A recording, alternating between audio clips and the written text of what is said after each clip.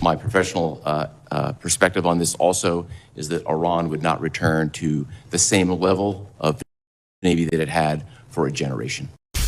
Well, thank you very much. Let's get right into Iran, Admiral Cooper.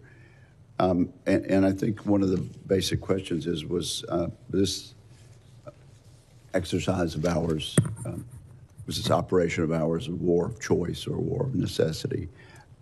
Let me get your military perspective. Did Iran have enriched uranium up to 6% prior to Operation Midnight Hammer? Yes, sir, they did.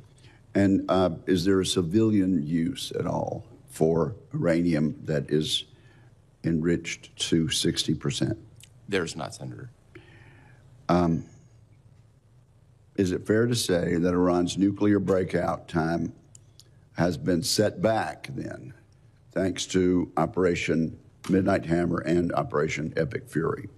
Without talking specifics, that's accurate, Senator. All right, and has Iran ever been willing to curtail its ballistic missile program through negotiations? They have not, sir. And then perhaps you can explain in some detail to what extent Operation Epic Fury has set back Iran's ballistic missile program. To what extent you can tell us in this open setting. Yes, sir, Senator. Thank you very much for that question. Our military mission in Operation Epic Fury was crystal clear from the very outset and remained steady throughout.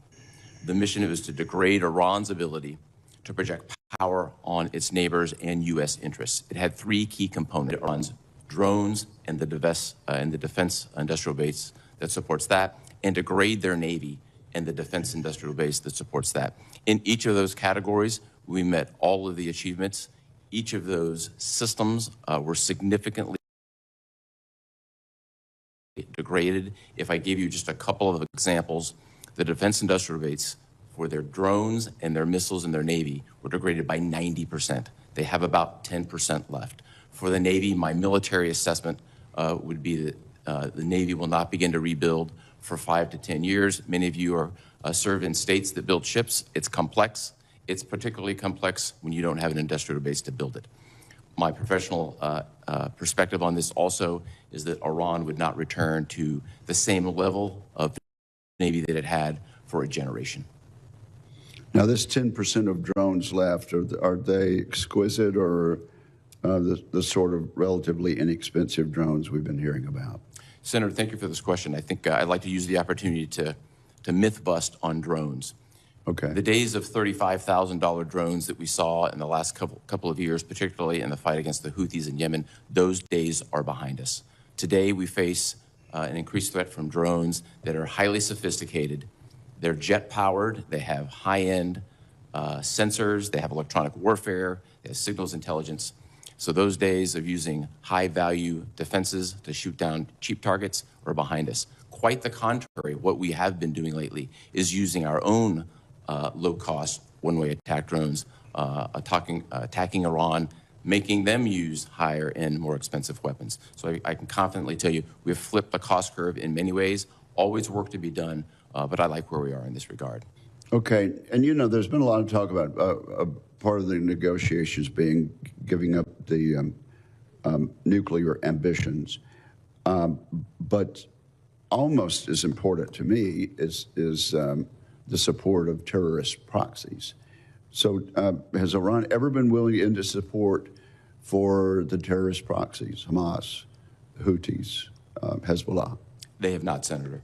So to what extent has this exercise, this operation, denied Iran resources for funding terrorism?